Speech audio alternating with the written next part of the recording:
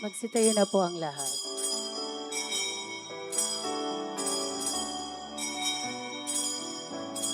Masdan mo, Diyos, ang lingkod mo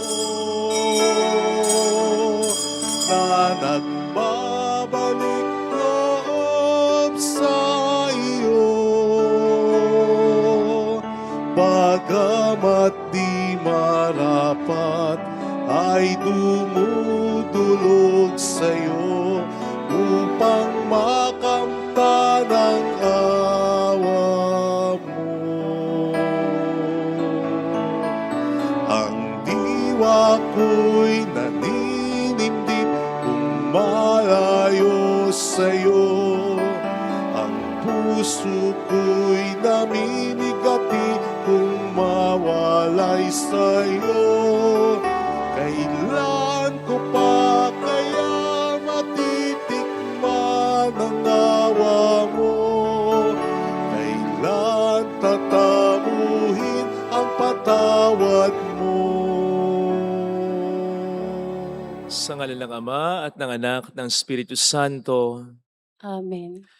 sumainyo ang Panginoon At sumainyo rin. upang tayo maging marapat sa banal na misang ito, halina't magsisimuna para sa ating mga kasalanan na pagkukulang. Tayo pong lahat, inaamin Inamin ko ko sa sa makapangyarihang makapangyarihang Diyos Diyos, at sa sa inyo iyo mga mga kapatid, kapatid, na na lubha akong lubha akong nagkasala nagkasala sa sa isip, isip, sa salita at salita sa at sa gawa, gawa, at sa sa aking aking pagkukulang. pagkukulang. Kaya Kaya sinasamo sinasamo ko sa ko sa mahal na mga Birheng Birheng Maria, Maria, sa sa lahat ng lahat ng mga mga anghel anghel at mga banal, mga banal, at at sa sa iyo inyo mga mga kapatid, kapatid, na na ako'y ako'y panalangin pinalangin sa sa Panginoong ating ating Panginoong Diyos. Diyos. Kawaan tayo ng mapagmahal na Diyos, patawarin sa ating mga sala, at patnubayan hanggang sa buhay na walang hanggan. Amen.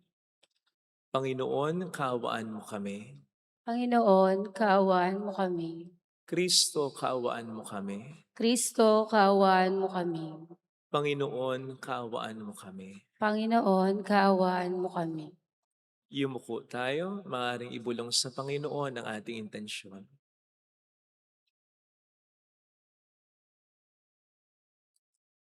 Manalangin tayo. Ama naming makapangyarihan, sa pagganap namin sa 40 araw na paghahanda, ang aming kalooban ay iyong paging tapatin para sa pagdiriwang ng Pasko ng pagkabuhay, upang masaya naming maipahayag ang magandang balita ng iyong pagligtas sa pamamagitan ni Jesucristo, kasama ng Espiritu Santo magpasa walang hanggan. Amen. Magsiupo na po ang lahat at makinig sa pagpapahayag ng salita ng Diyos. Pagbasa mula sa aklat ni Propeta Isayas. Sabi ng Panginoon sa kanyang bayan, sa araw ng pagliligtas sa iyo ay lilingapin kita at tutugunin ang paghingi mo ng saklolo. Babantayan kita at iingatan. Sa pamagitan mo'y gagawa ako ng tipan sa mga tao. Ibabalik kita sa sariling lupain na ngayon ay walang kaayusan. Palalayain ko ang nasa bilangguan at bibigyan ng liwanag ang nasa kadiliman. Sila'y matutulad sa mga tupang nanginginain sa magandang pastulan. Hindi sila magugutom ni mauuhaw. Hindi rin daranas ng matinding init ng sikat ng araw. At sa disyerto, sapagkat papatnubayan sila noong isa na nagmamahal sa kanila.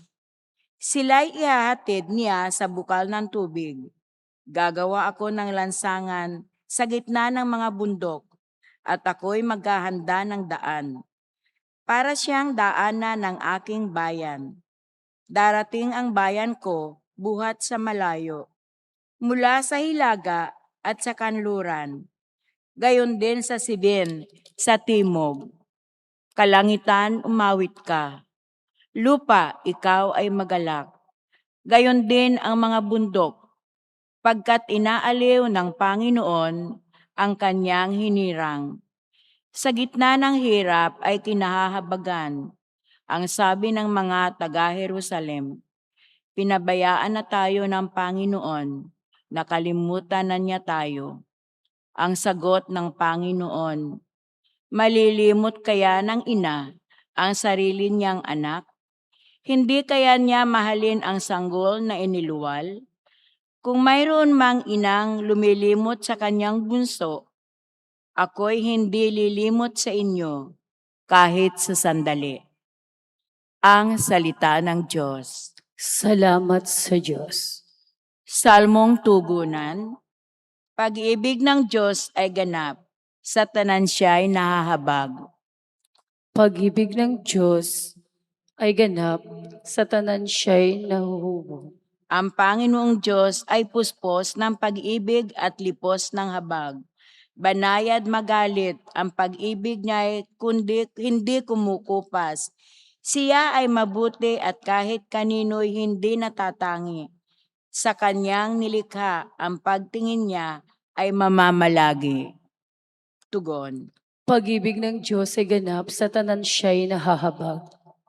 Di ka bibiguin sa mga pangako, pagkat ang Diyos ay tapat. Ang kanyang ginawa, kahit na ano ito, ay mabuting lahat. Siya ay tumutulong sa lahat ng tao na may suliranin. Yaong inaapi, inaalis niya sa pagkagupiling. Tugon. Pag-ibig ng Diyos ay ganap, sa tanan siya'y nahahabag. Matuwid ang Diyos sa lahat ng bagay niyang ginagawa. Kahit anong gawin ay kalakip doon ang habag at awa. Siya ay nakikinig at handang tumulong sa lahat ng tao. Sa sino mang taong pagtawag sa kanya'y tapat at totoo. Pag-ibig ng Diyos ay ganap, sa tanan siya'y nahahabag.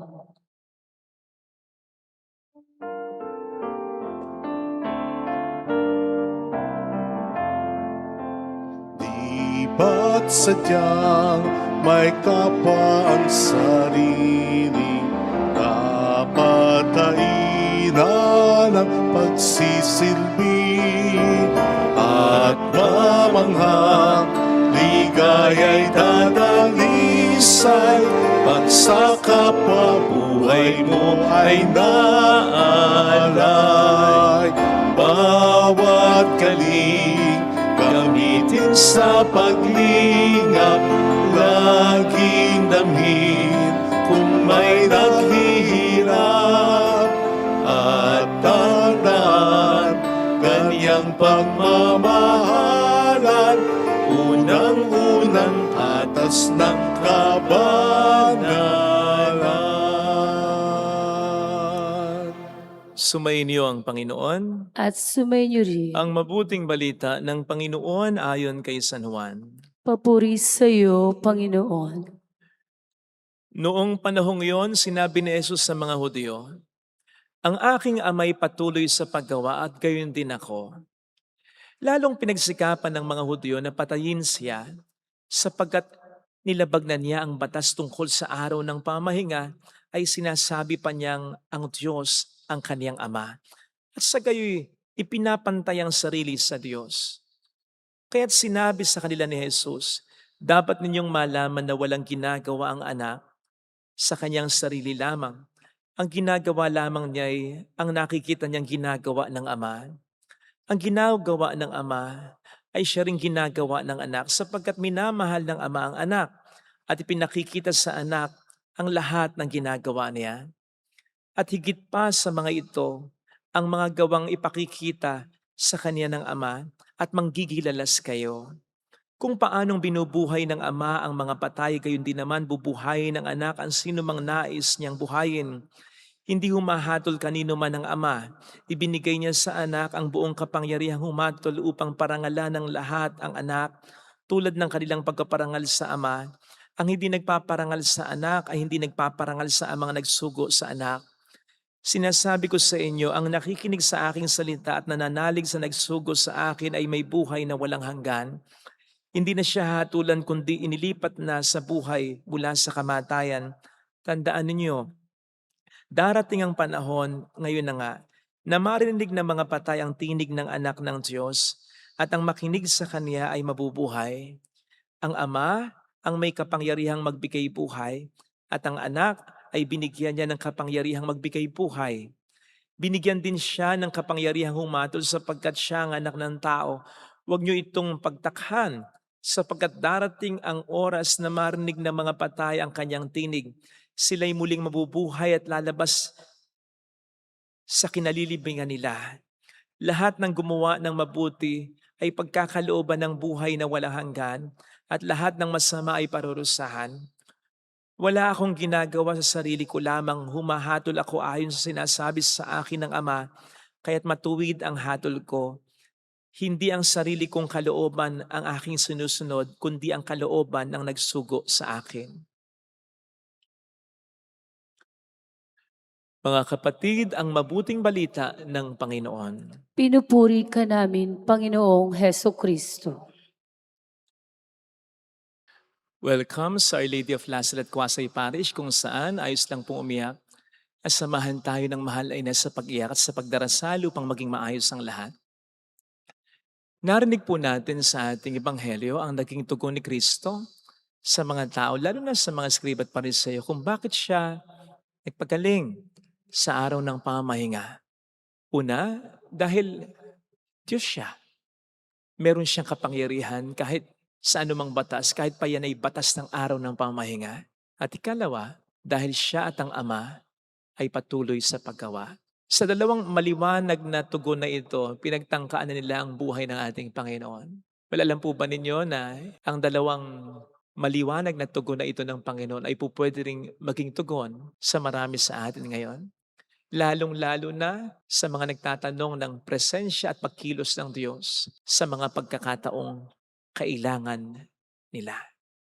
May mga tao po kasi na nagsasabing parang walang Diyos o wala talagang Diyos. O mga tao nagsasabing malayo ang Diyos o natutulog ang Diyos kapag nakakaranas na sila ng mga matitinding problema, either directly or indirectly.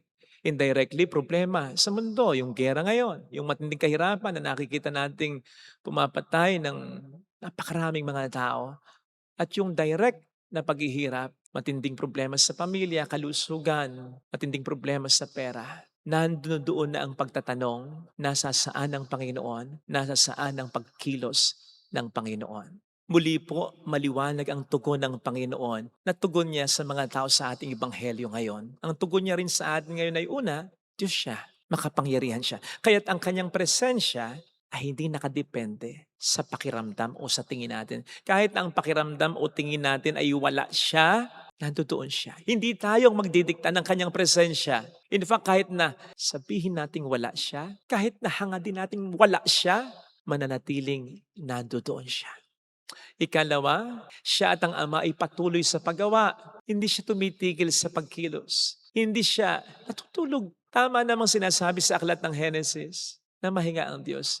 Pero hindi ito in a sense na tumigil siya sa pag-sustain ng buhay ng mga nilikha niya. Lalong-lalo na tayo na pinakamahalaga para sa Kanya.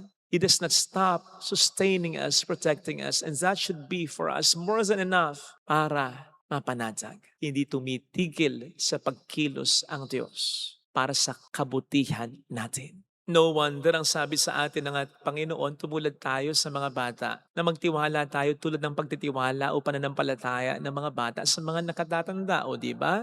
Ang mga bata, basta't nandyan ang magulang nila, ang guardian nila, panatag sila. Nandun ang pagtitiwala nila sa presensya ng kanilang mga magulang, sa presensya ng kanilang mga pinagtitiwala ang guardian na kailanman di sila iiwan. Basta sinabi pa, lalo ng kanilang mga magulang or guardian, nandito ako, hindi kita pababayaan. Nandoon ang pagtitiwala agad ng mga bata. Hindi ba, minsan, nakita nyo na ang batang hindi makatulog, pero sabihan nyo lang, nandito ako, titingnan kita, babantayan kita, hindi ako matutulog.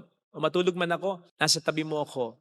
Minsan, yung maramdaman lang ng bata na may gumagalaw sa tabi niya, nagising ka pa, sapat na yon para mahimbing siyang makatulog. Bakit nga ba hindi natin makayang gawin ito? Ang pagtitiwala ng bata. Gayong tayo ang mas nakakaunawa ng sinasabi ni Kristo ngayon sa Ebanghelyo. na nandiyan siya, Diyos siya, makapangyarihan siya, at hindi siya tumitigil sa paggawa para sa ating kabutihan. Well, I believe ito'y sapagkat madalas nililimitahan natin ang katotohanan at presensya niya at ang pagkilos niya for our physical well-being lang. Halimbawa, kaligtasan sa mga problema, kaligtasan sa pagkakasakit, sa aksidente, maging sa kamatayan, kaligtasan sa malalaking problema tulad ng kagipitan sa pera. Madalas doon lamang natin lilimitahan sa mga blessings na yan, ang presensya at pagkilos niya. Hindi natin iniisip na kahit na wala tayo o kulang tayo ng mga blessings na nandoon pa rin siya. Besides, hindi yan yung mga blessings na mahalaga. Nagkatawang taong Panginoon para ibigay sa atin ang mga blessings na yan. Pero hindi lang yan, kundi ultimately, yung pinakamakatutulong sa atin ang ating kaligtasan. Kaya nga sabi niya, anong mapapala ng tao? Makamtan man niya ang buong mundo kung ang kapalit naman ito ay ang kanyang buhay. Ang pinakamahalagang biyaya ay yung tayo makasama niya. At yun, doon niya talaga tayo isusustain. Doon, ibibigay niya lagi ang kanyang presensya at pagkilos. Kaya wag nating limitahan sa mga material blessings lang. Besides, sabi nga natin, God is mysterious. Ganun din ang kanyang mga gawa. He works in mysterious ways. Na maaaring hindi natin naintindihan, pero siguradong makatutulong para sa ating kabutihan, yung mga hindi natin maintindihan. Halimbawa, yung kahit may problema tayo, yung kahit may mga pagsubok tayong naranasan, pwede niyang gamitin ng lahat ng karanasang yan upang magdulot sa atin ng kabutihan. At yung kabutihan nga pong sinasabi ko, ay hindi lamang kabutihang material, pisikal, kundi kabutihang spiritual. Sapagkat ang pinakapakay ng presensya at patuloy na pagkilos ng Diyos sa ating buhay ay yung ma-accomplish niya, ang tunay niyang layunin sa atin, ang kaligtasan natin. Ang tunay niyang layunin sa atin na tayo ay maging katulad pa niya. For us to become more like Him. At kung kinakailangan na gamitin niya yung mga pagsubok na maranasan natin, kung kinakailangan maranasan natin yun in the first place, ibibigay niya.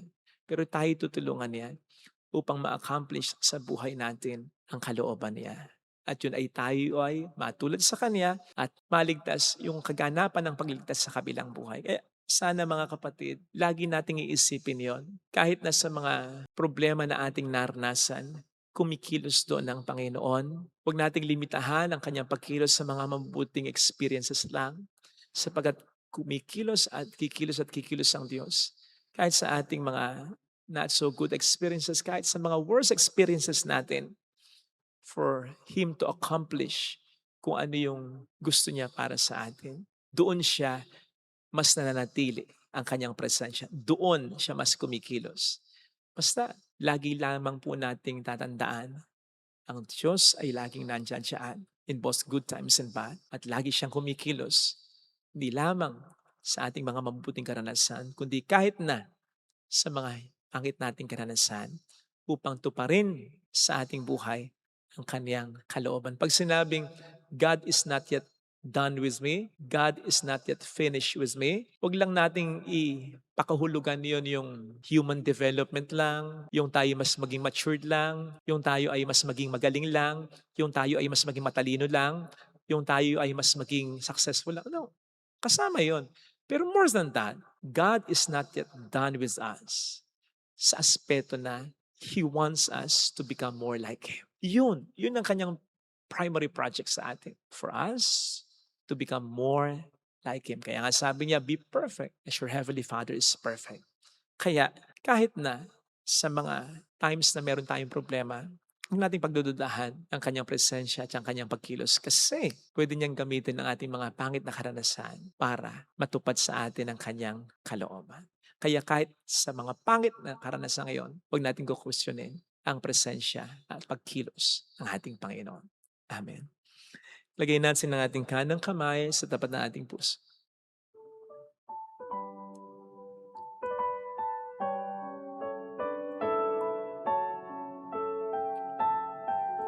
Awitin natin. Alam kong may magagawa ang Diyos. Alam kong may magagawa ang Diyos. Alam kong may magagawa ang Diyos. Alam kong may magagawa Walang imposible sa ang Diyos. kung ako'y magtatapat. Kung ako'y magtatapat, Sa Kanya'y maglilingkod. Sa Kanya'y maglilingkod. Alam kong may magagawa ang Diyos. May magagawa ang Diyos. Alam kong di ringgin ng Diyos ang samo ko, Kung di sapagkat anak niya ako. ringgin ng Diyos ang samo ko.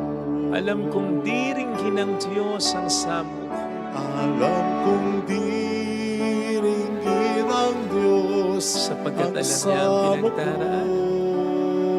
Kung ako'y magtatapat, Kung ako'y magtatapat, sa Kanya'y maglilingkod. Sa Kanya'y maglilingkod. Alam kong di ringgin ng Diyos ang samo. Kung di ringgin ng Diyos Pumikit ang tayo. samo ko. Panginoon, pasensya na sa mga pagkakataon hindi ko man nasabi ng tahasan, ay naisaloob ko kahit papaano na parang wala ka o hindi ka nakikinig sa akin, wala kang pakialam, hindi ka kumikilos, wala kang ginagawa. Tunay nga, Panginoon, na hindi kita pwedeng limitahan. Hindi ako ang nagdidikta ng iyong katotohanan, lalong-lalo na ng iyong mga pagkilos. Ang kailangan ko ay diktahan ang sarili ko na manampalataya sa iyo, sapagkat hindi ka nawawala at hindi ka nagpapahinga sa paggawa ng mabuti para sa kaligtasan ko. Tatandaan ko yun. Mayroong Magandang mangyayari sa higit pa sa inaasahan mo, sapagkat mahal ka ng Diyos. Tandaan, kung lalapit ka kay Jesus, maaaring matagal, maaaring maging mahirap, pero magiging maayos din ang buhay. Mayroong magandang mangyayari sa iyo.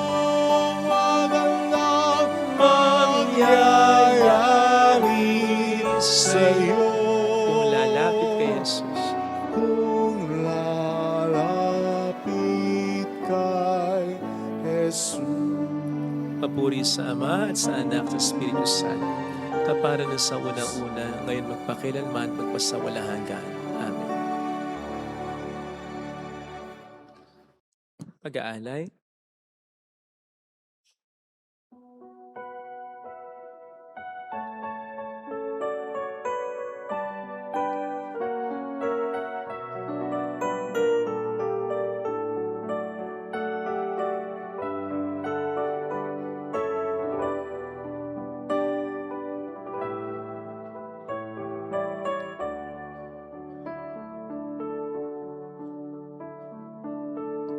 Aming alay sa iyo, Panginoon,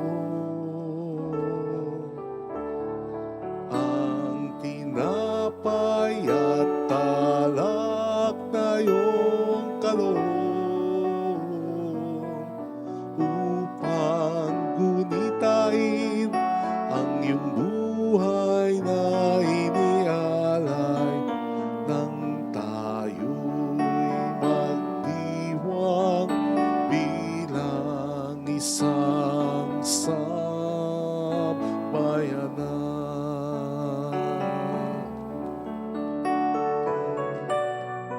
Ang tinapay, ito ang iyong laman, at ang alak, ito ang iyong dugo. Laman mo'y niyain upang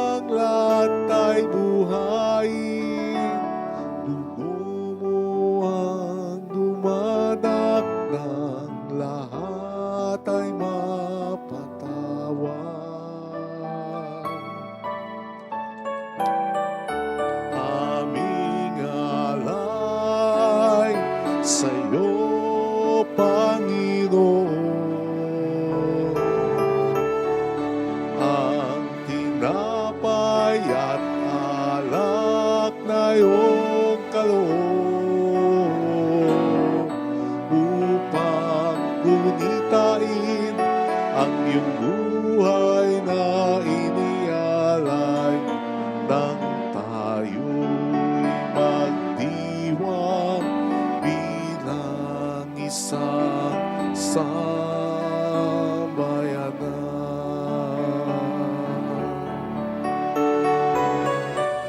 Hinirang na ina ang mahal na Birheng Maria,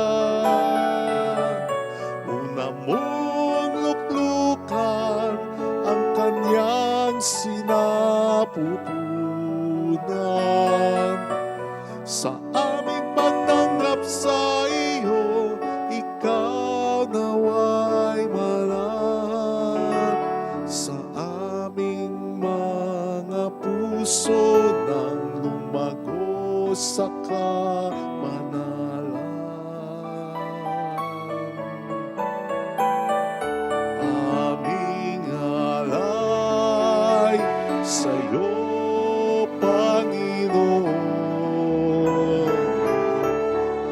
ang tinapay at alak na iyong kaloob upang gunitain ang iyong buhay na inialay nang tayo'y magdiwang bilang isang sambayanan.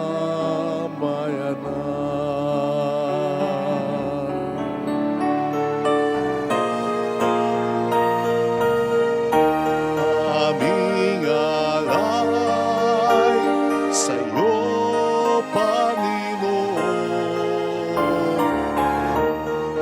ang tinapay at alak na iyong kaloob upang gunitain ang iyong buhay na inialay nang tayo'y magdiwang bilang isang sambayanan.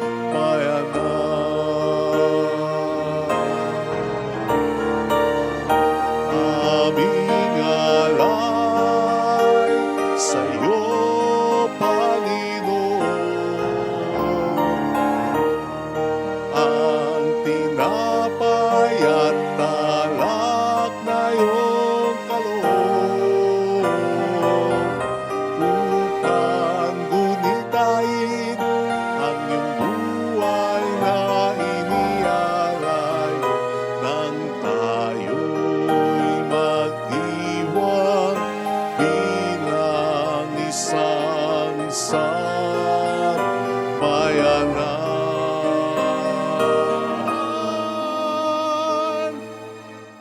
Nang tayo'y magdiwang bilang isang sambayanan.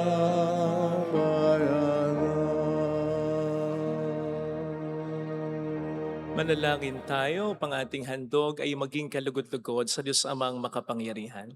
Tanggapin Tanggapin nawa nawa ng ng Panginoon Panginoon itong paghahain sa iyong mga kamay, kamay, sa kapurihan niya at karangalan sa ating kapakinabangan at sa buong sambayanan niyang banal. Ama naming lumikha, ang paghahain ito naway maganap sa ikapagkapatawad ng mga kasalanan at sa ikapagkakamit namin ng bagong buhay at kaligtasan sa pamamagitan ni Jesucristo, kasama ang Espiritu Santo magpasa walang hanggan. Amen. Sumainyo ang Panginoon. At sumainyo rin, Itaas sa Diyos ang inyong puso at diwa. tinaas na namin sa Panginoon. Pasalamatan ng ating Panginoong Diyos. Marapat na siya ay pasalamatan. Ama naming makapangyarihan, tunay nga pong marapat na ikaw ay aming pasalamatan sa pamamagitan ni Jesucristo na aming Panginoon. Sa aming kusang pagtitiis ng hirap, tinutulungan mong aming maitumpak ang kinamihas ng pagsalungat sa pananagutang iyong iniandas. Sa aming pagtulad sa anak mong mahal na nagpakasakit para sa tanan, ang pag-isikap namin iyong kinalulugdan at ang pagpapakabuti namin iyong ikinararangal. Kaya kaisa ng mga anghel na nagsisiawit ng papuri sa iyo ng walang humpay sa kalangitan, kami nagbubunyi sa iyong kadakilaan. Santo, Santo, Santo, Panginoong Panginoong Diyos Diyos ng ng mga mga hukbo, hukbo, napupuno ang napupuno ang langit at langit at lupa ng lupa ng kadakilaan kadakilaan mo. mo. Hosana Hosana sa sa kaitaasan. kaitaasan, pinagpala ang naparirito sa ngalan ng Panginoon. Hosana sa kaitaasan. Magsilud po ang lahat.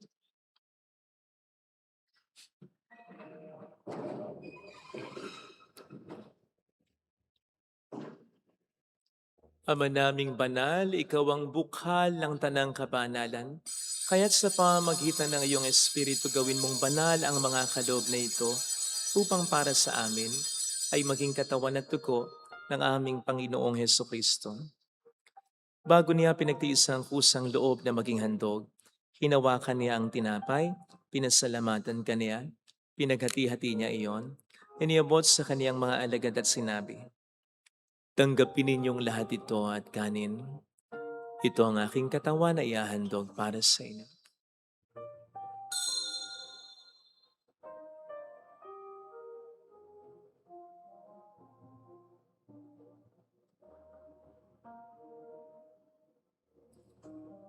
Gayun din naman nang matapos ng hapunan, nawakan niya ang kalis, muli kaniyang pinasalamatan. Iniabot niya ang kalis sa kaniyang mga alagad at sinabi, "Tanggapin ninyong lahat ito at inumin. Ito ang kalis ng aking dugo ng bago't walang hanggang tipan. Ang aking dugo na ibubuhos para sa inyo at para sa lahat. Sa ikapagkapatawad ng mga kasalanan, gawin niyo ito sa pag-alala sa akin."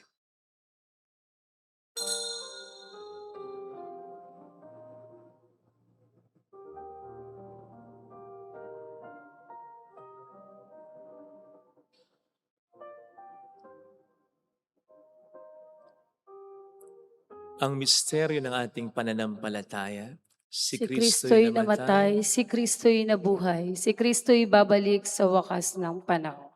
Ama, ginagawa namin ngayon ang pag-alaala sa pagkamatay at muling pagkabuhay ng iyong anak. Kaya inialay namin sa iyo ang tinapay ng buhay at ang kalis ng kaligtasan. Kami nagpapasalamat dahil kami iyong minarapat na tumayo sa harap mo para maglingkod sa iyo. Sinasamo namin kami na magsasalo sa katawan at dugo ni Kristo ay mabuklod sa pagkakaisa sa pamamagitan ng Espiritu Santo. Ama, lingapin mo ang iyong simbahang laganap sa buong daigdig. Puspusin mo kami sa pag-ibig. Kaisa ni Leon na aming Papa, ni Dennis na aming Obispo at ang Tanang Kaparian. Alalahanin mo ang mga kapatid naming nahimlay nang may pag-asang sila'y muling mabubuhay. Kaawaan mo sila at patuloy sa iyong kaliwanagan. Lalong-lalo na ang aming mga ipagdarasal. Saglit nating ipagdasal ang ating mga kakilalang yumaon.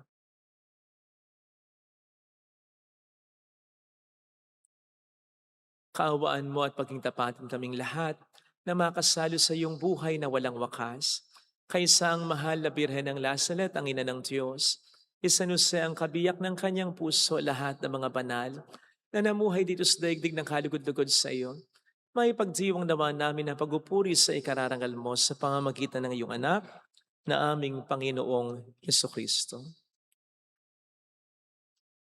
Sa pamamagitan ni Kristo, kasama niya at sa Kanya, ang lahat ng parangal, papuri ay sa iyo, Diyos Amang makapangyarihan, kasamang Espiritu Santo, magpasawalang hanggan.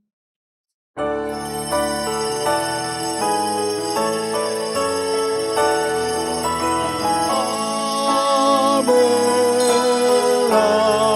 Amen.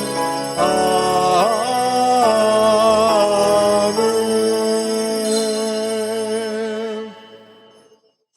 Tumawag tayo sa ating Ama.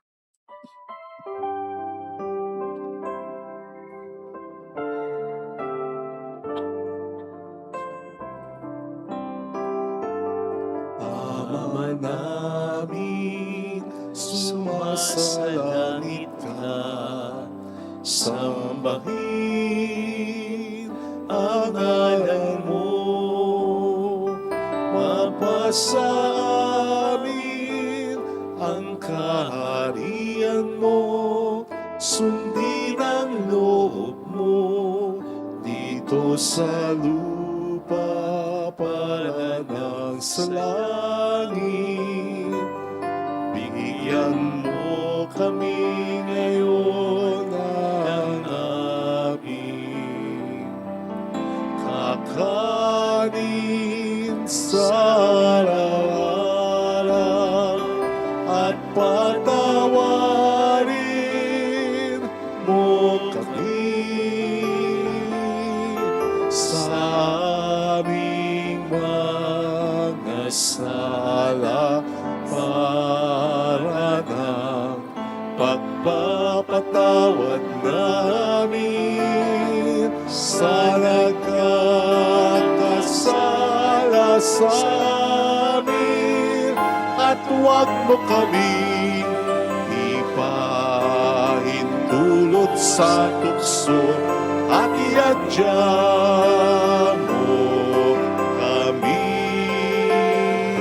sa lahat ng masama. Iniling namin kami adya sa lahat ng masama, pagkalooban ng kapayapaan araw-araw, iligtas sa kasalanan, samantalang aming pinaghahandaan ang dakilang araw ng pagpapahayag ng tagapagligtas namin sa Heso Kristo. Sapagkat iyo ang kaharian, ang kapangyarihan at ang kapurihan magpakailanman. Amen. Panginoong Heso Kristo, sinabi mo noon, sinasabi mo rin sa amin ngayon, kapayapaan ang iniiwan ko sa inyo, ang aking kapayapaan ang binibigay ko. Tunghayin mong aming pananampalataya, huwag ang aming pagkakasala.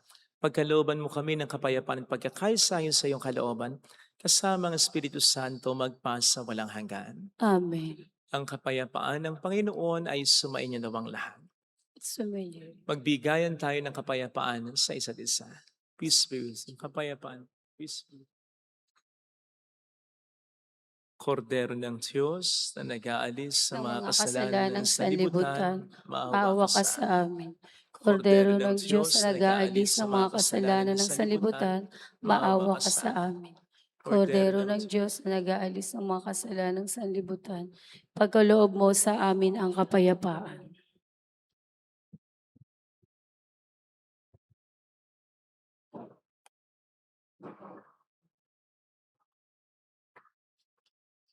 Narito sa harap natin ng Panginoon ang ating buhay at kaligtasan. Mapalad tayong inaanyayahan. Panginoon, hindi ako karapat-dapat na magpatuloy sa iyo, ngunit sa isang salita mo lamang ay gagaling na ako.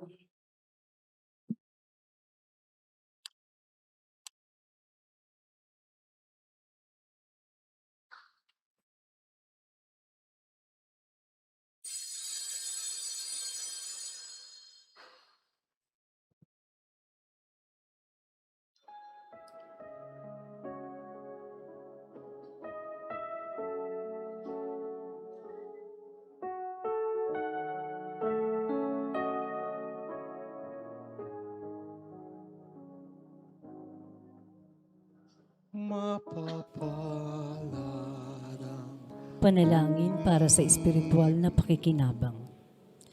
Panginoong Hesus, ako ay naniniwala na ikaw ay nasa kabanal-banalang sakramento. Iniibig kita ng higit sa lahat at ninanasa kong tanggapin ka sa aking kaluluwa. Sapagkat sa mga sandaling ito, hindi kita matatanggap sa sakramento. Tumuloy ka sa espiritu sa aking puso. Niyayakap kita na para bang naririto ka na. Inaalay ko ng buong buo ang aking sarili sa iyo. Huwag mong hayaang mawalay ako sa iyo. Amen. ngunit sa salita mo ay gagaling na ako.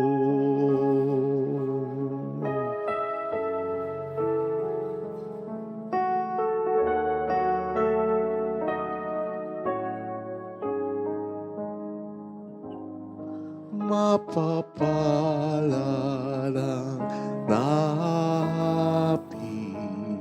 nais, ang Diyos ang siyang aliw.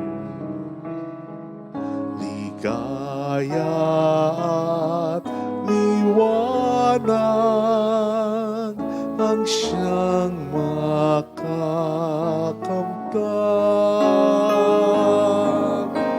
Jesus, ako'y di dapat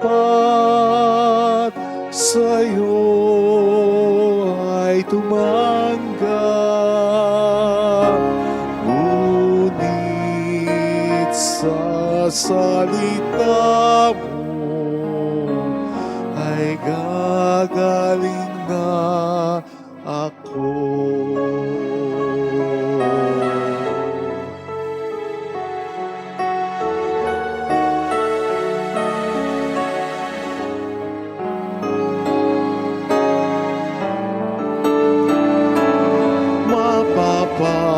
Mapapalad ang naawa sa taong dalita.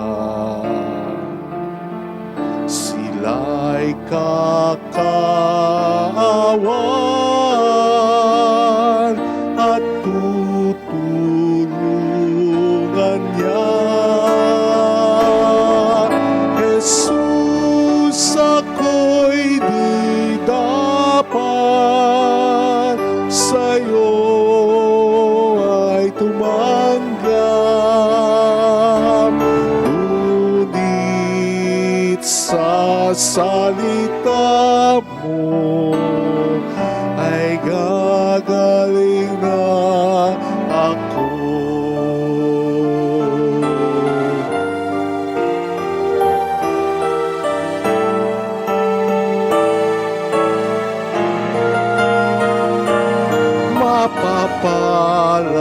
Mapapalalang umibig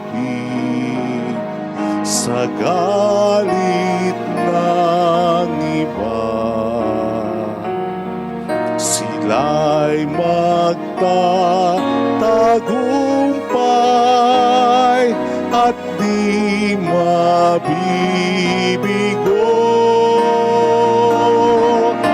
Jesus, ako'y di dapat sa'yo ay tumanggap. Ngunit sa salita mo ay gagaling na ako. Jesus, ako'y di dapat sa'yo ay tumanggap. Ngunit sa salita mo ay gagaling na ako.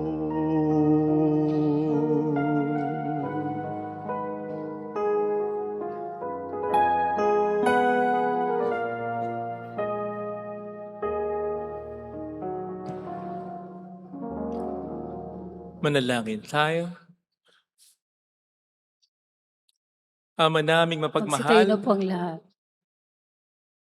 sa pagtanggap namin ng banal na pakikinabang, huwag mong ipahintulot na kami maparusahan ng iyong idinulot para sa aming kagalingan sa pamamagitan ni Hesukristo, kasama ng Espiritu Santo magpasa walang hanggan. Amen.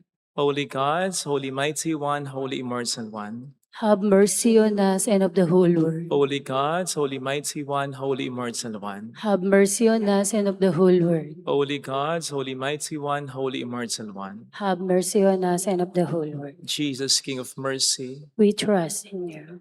maraming pong salamat sa inyong lahat. Maraming salamat sa lagi niyong pagtulong. Sumainyo ang Panginoon. At sumainyo rin. Pagpalain kayo kasama ang ating pamilya na mapagmahal na Diyos, ng Ama at ng Anak, ng Espiritu Santo.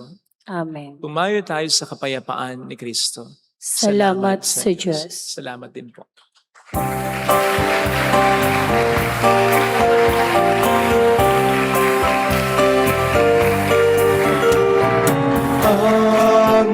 Aming inialay ang pag-ibig na walang kapantay. Okay, sarap mabuhay kung may nagmamahal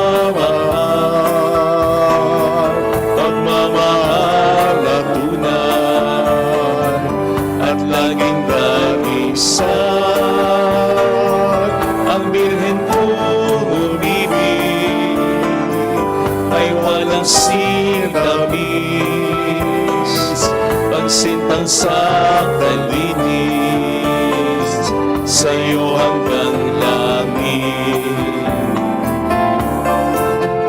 O Birhen, Birheng mahal,